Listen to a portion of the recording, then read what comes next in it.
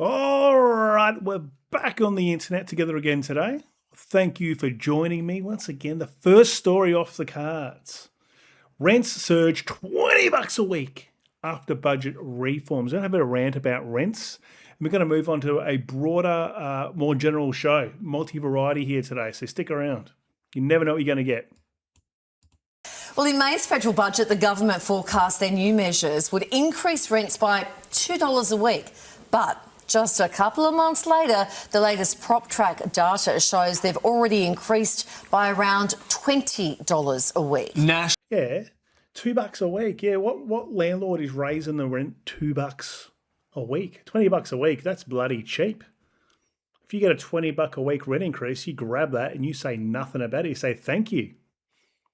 A friend of mine very recently, $90 a week. And they were actually just going to take it. No point arguing, no point fighting.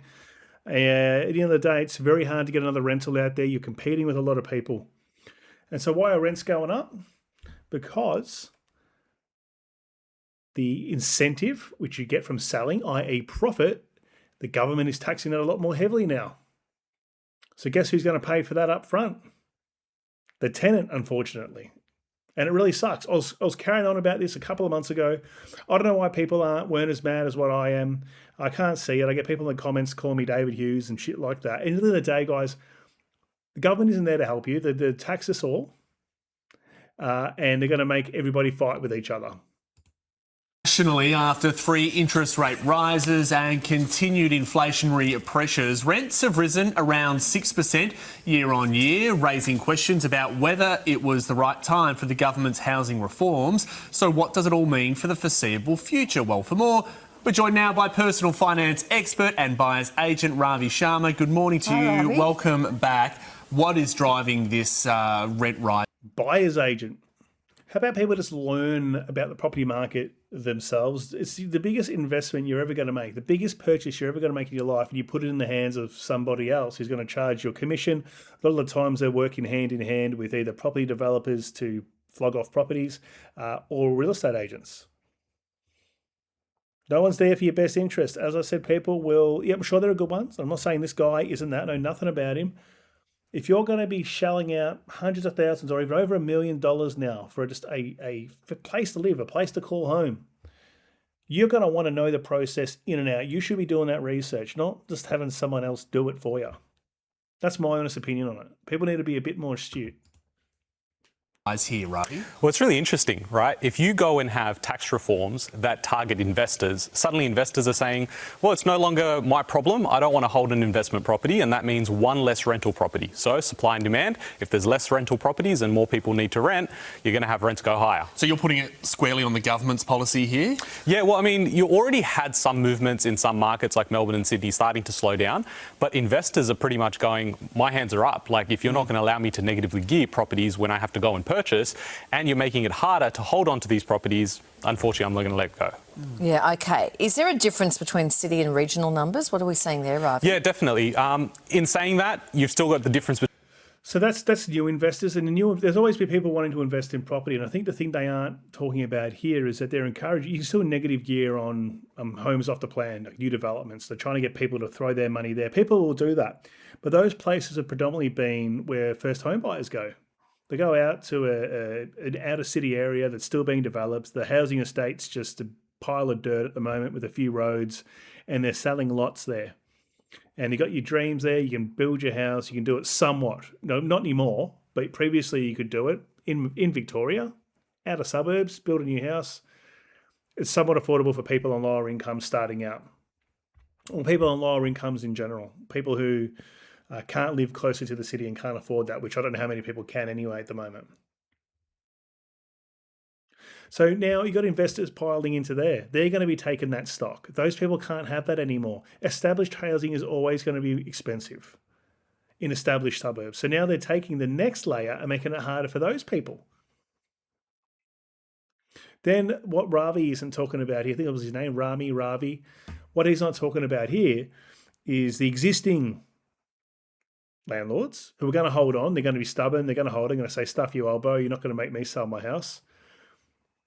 They're still got a negative gear, but the capital gain elements now are a lot worse for them.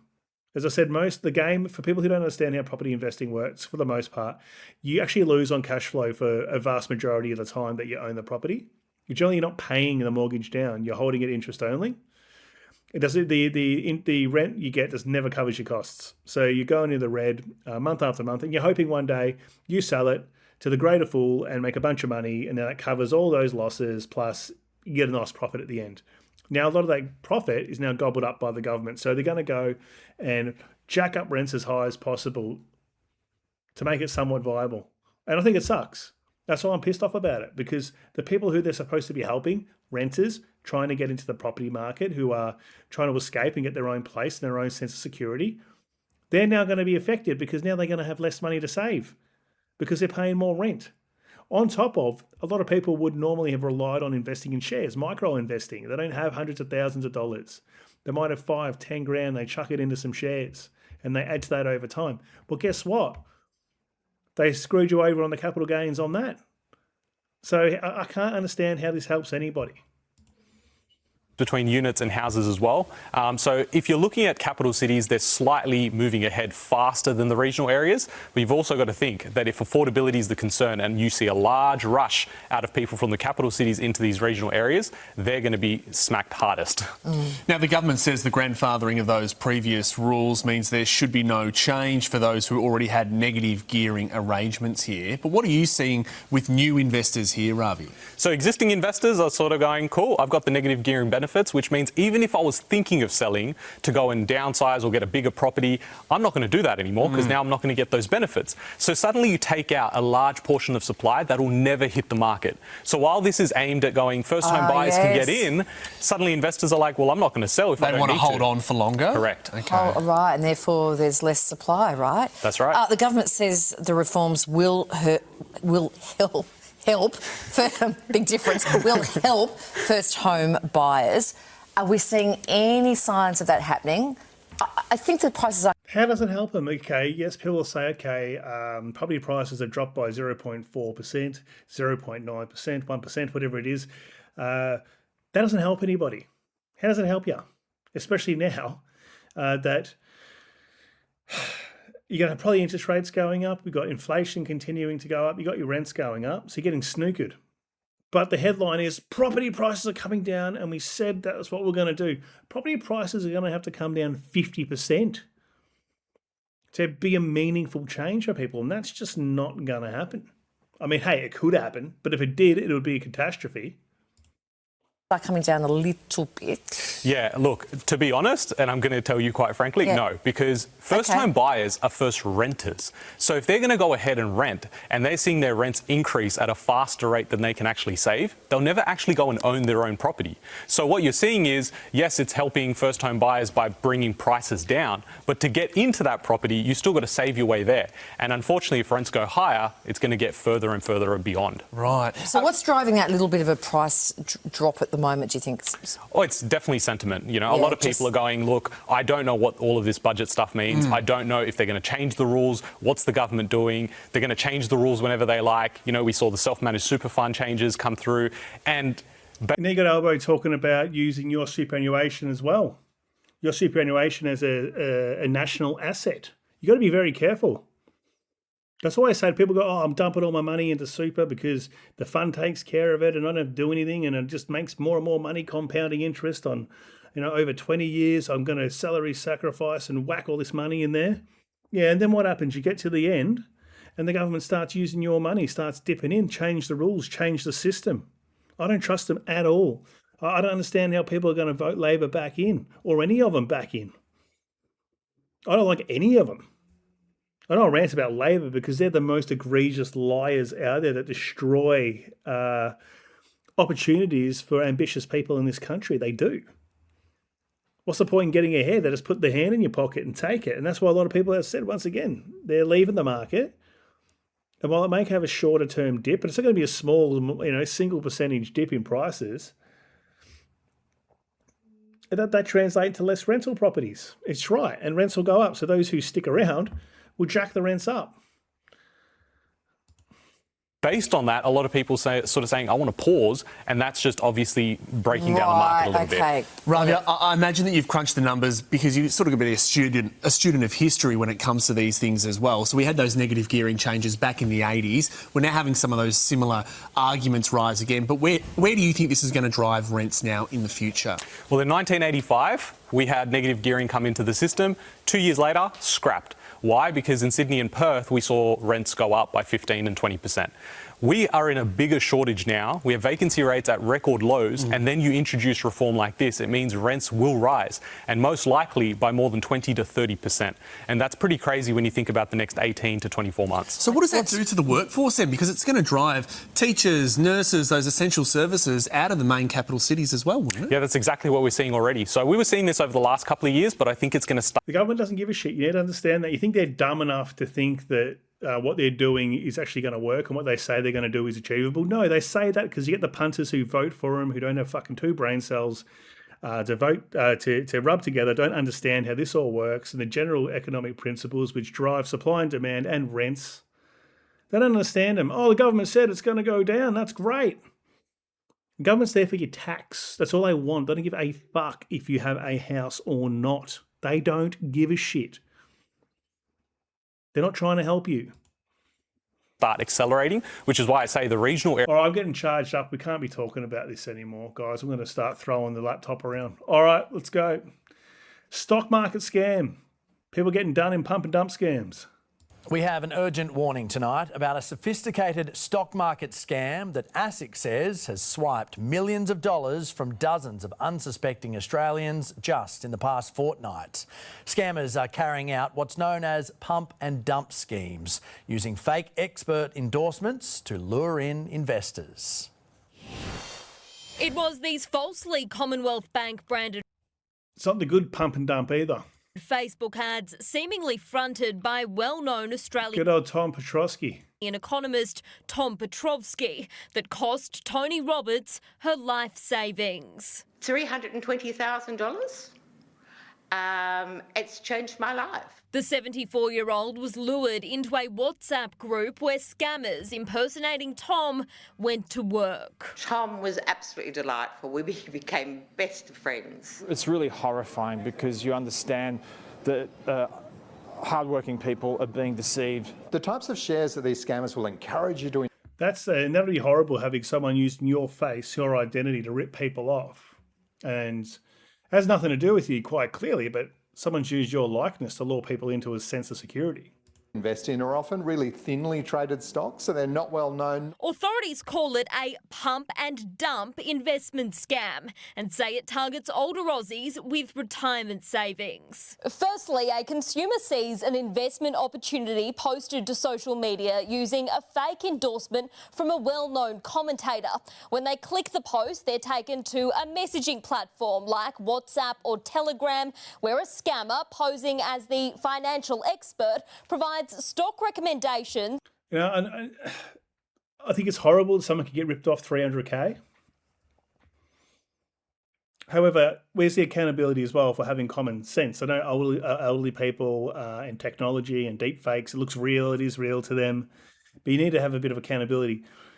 No one is trying to help you make money. This whole world is designed to take money out of your pocket, not make it easy for you to make more money. Like this, too good to be true, it is. Doesn't exist. Primarily on foreign exchanges. Other members of the group posing as investors post messages about their supposed profits. So the consumer purchases the recommended shares, causing the share price to rise. Then scammers suddenly sell their existing holdings at the inflated price, causing the share price to collapse and leaving the consumers with shares worth significantly less than what they paid. The amount of people that have lost their homes, are living in caravans. I have a group of about 70 people that I've collected. It's usually impossible to get your money back because you have actually invested in a legitimate stock. So how can you protect yourself? The people who have come to you, ask them for their Don't do business on fucking WhatsApp. Australian Financial Services licence. And then you can reconcile it against resources, for example, like ASIC. He has got a good beard, though. I'll give him that. He's got a good set of head hair on him, too. Good old Tom Petrovsky. All right, let's move on. Pauline Hanson having holidays with Gina Rinehart. She's not doing herself any favours here in trying to appeal to the local person, the true blue Aussie, the battler. Well, it is the annual Aussie migration fleeing our freezing winter for a Euro summer. Nice if you can get it. And this year, spotted amongst the crowd was the one and only Pauline Hanson, holidaying in a luxury resort in Italy with none other than mining magnate Gina Rinehart. Joining us to discuss today's headlines is ALP President Wayne Swan and media commentator Neil Mitchell. As the White Lotus theme plays, Swanee, you ever bunked with a billionaire in Taormina? No, I haven't had that opportunity, but she's been following Gina Rinehart around from Mar-a-Lago now to the sunsets of Sicily. So I think we know who's pulling the strings in One Nation now. On a serious note, because it is easy to take shots in this circumstance, do pollies need and sometimes deserve a break? They certainly do. They can even go on holiday overseas if they like, but if they go overseas... Who's taken these photos? They look pretty close. What you think, what Gina, surely this has got to be staged somehow. Who's releasing these? Or is someone close breaching trust and sharing these photos out there? They were very close photos, unless it looked like from a mobile phone. It's not like there's someone's got one of these reporters or paparazzi who's got one of those high-tech cameras that can take photos from a kilometre away. Who's taken those photos? And meet a convicted criminal and then hang out with the top end of town all the time, people are entitled to draw some conclusions about what that means about their policies and their character. Neil, your thoughts? Are you serious, Wayne? Really? Yeah. Hanging out with the top end of town. A couple of months ago, your Prime Minister, Anthony Albanese, private party, Anthony Pratt, richest man in Australia, Kylie Minogue was singing. He went to Kyle Sandilands' wedding. They all hang out with the top end of town because they're donors, and Pauline's doing exactly what Elbow, and probably Angus Taylor, but exactly what Elbow's been doing his whole career. There's a big thing. There's a big difference, Neil, between discussing public policy, as was done on superannuation, one of the areas you referred to, and hanging out with Pauline Hanson all over the world. It's just extraordinary. Let's hear what the policy discussion is that's coming out of that. He went to a private party with Richard Pratt and the top end, Anthony Pratt and the top end of town. No discussion of superannuation. It was a party. They had Kylie Minogue as the private... It's interesting, isn't it?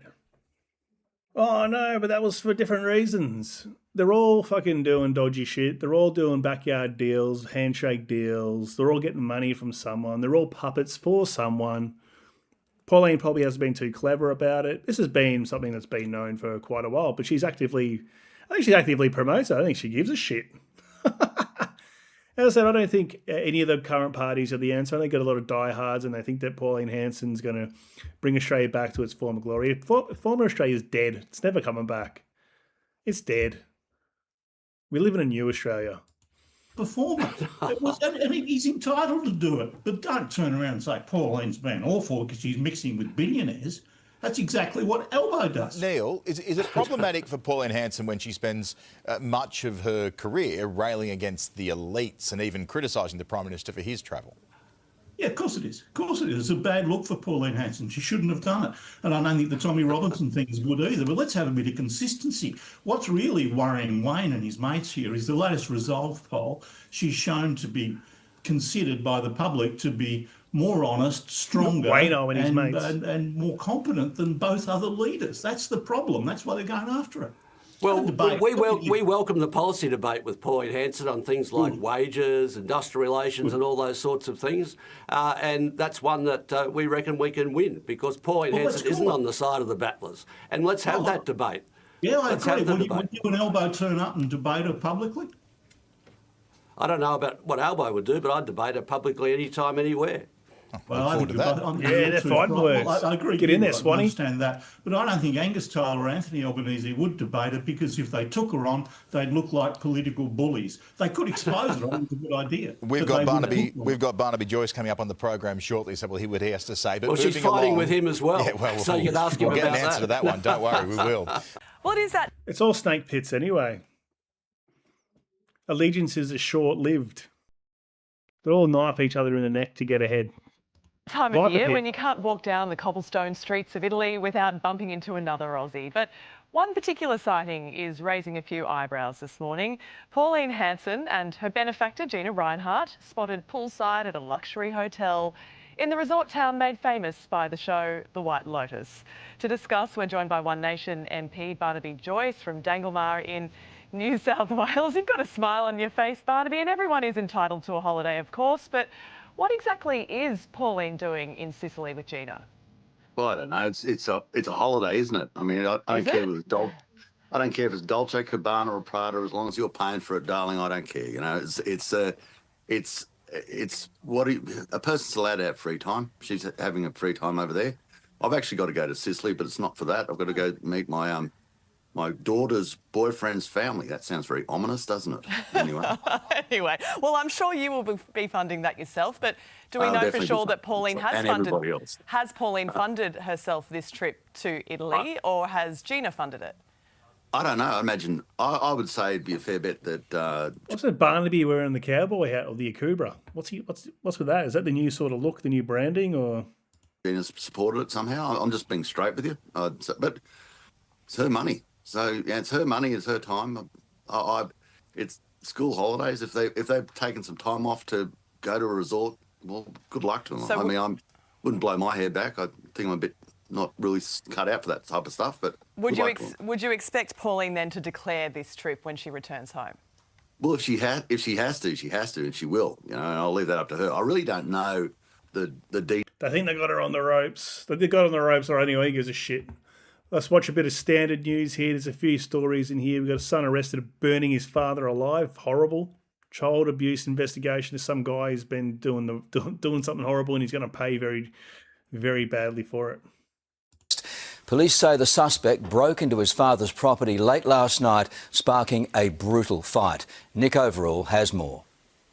An incredibly confronting scene for first responders here this morning. They were called to Worgan Crescent just before 1 a.m, where they discovered the body of a man in his 60s. The victim was found in the driveway of a home with significant burns. It's alleged a 36-year-old man, understood to be his son, broke into the property. A fight ensued between the two men, ending in the tragic circumstances we've seen today. The crime scene still being processed. Far out. What would drive someone to do that? Clearly some crime of passion here. Setting your own dad on fire. But we understand there are numerous injuries to that person. I can say that accelerant appears to have been used during the course of the incident. Later on, just before 7 o'clock, police found the 36-year-old man. He was located in his car, parked next to a sports oval in Werrington on Parks Avenue. He was taken to Nepean Hospital and treated for minor injuries under close police guard. It's shocked residents here in Glenmore Park. A lot of families live here. They're struggling to come to terms with the discovery today. Yeah, we're shocked. Like, we've been here for 10 years and nothing like this happens around here. At this stage, charges are yet to be laid. We'll have all the updates for you on this story in the news at 6 tonight. Police have made an urgent appeal over one of Australia's worst alleged cases of child abuse. Crucial photos have been released to help identify children who might have been targeted by accused predator Hamish Tate. Paul Caddack has the latest. Good afternoon. Federal Police taking the rare step of releasing these images as they work to try to identify more potential victims as this child abuse investigation continues. Childcare worker Hamish Tate was arrested by the And the thing is, a lot of the guys, they don't look like their PDF files. This guy definitely does. He definitely does. He looks like you should not be letting him near a childcare centre. He should not be within 100 metres of children.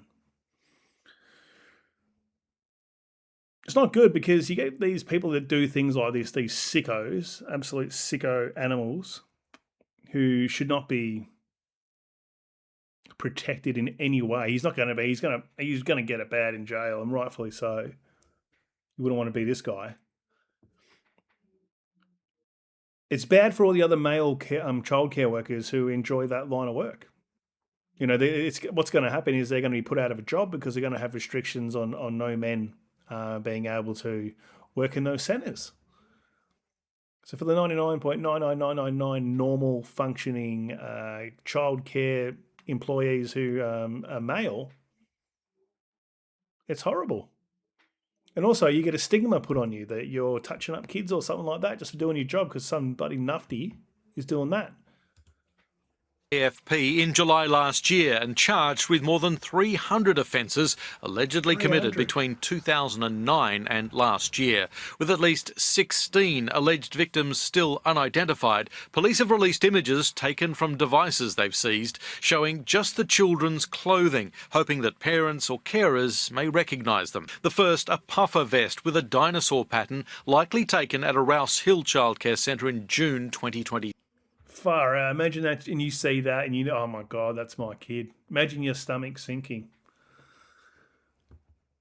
The second, distinctive shorts and a T-shirt with an animal pattern, also believed taken at a Rouse Hill centre sometime between February 2020 and March 2024. The third, a two-tone shirt likely taken at a Putney childcare centre in January 2018.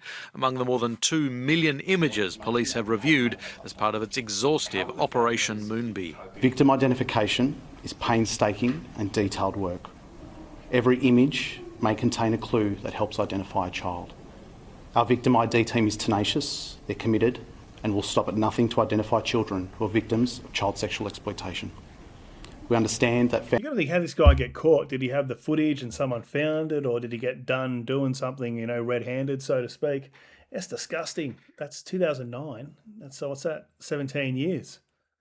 Or 16 years. It was up to last year, I think they said. He's out there running an absolute muck. Who knows what he did that was never, ever discovered. There would have been a lot of things that, like how they even get 300 charges, where they get that number from. It's probably thousands.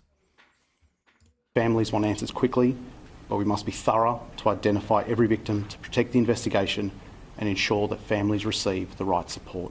On the AFP website is a list of centres Tate worked at or had been to and how to get in touch with detectives. Investigators urging anyone with information to contact them. Since news of this operation first came to light, they've had more than 300 calls from the public. A second case of bird flu has been recorded in New South Wales, north of Sydney. The petrel tested positive to the highly contagious and deadly H5N1 strain this afternoon. It was found at Hawk's Nest, the same location as the state's first infection. There are currently 15 confirmed or presumed positive cases across the country. A 5-year-old boy is fighting for life after a head-on crash in Sydney's southwest. An SUV and ute collided just before 9 o'clock last night in Ashcroft. 2 adults and another child were also injured but are expected to recover. Sydney police have declared a new era in organised crime after assassins used a drone to brazenly film this week's gangland murder at Carlingford. Aerial footage of the shooting was posted to social media overnight, a move blasted by police. Andrew Denny has more. Yeah, no worries. Of course you're going to blasted by police. The guy was bloody taken down on drone. Well, barely 12 hours after this horrific shooting here yesterday at Carlingford, video began circulating through online channels, seeming to show those responsible flying a drone overhead to record the execution. That footage showing a lone hooded figure then walking casually away. It is concerning. It's a new era in organised crime. 35-year-old Jack Chung was shot dead yesterday sitting in a car outside his Carlingford home. A GPS tracker also discovered on his vehicle. Police don't think he has any links to organised crime, but an associate of his does. A message accompanying the drone video claiming to be from the Albanian mafia. My concern is that footage...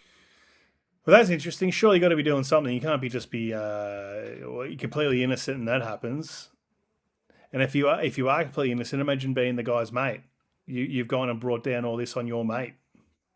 is encouraging others and thinking that they have an impunity to actually do what they are doing. Posting it online can encourage other people to take that sort of activity. Now, recording executions has become a hallmark of the underworld in recent years as players overseas outsource their violence and demand proof to be sent to them.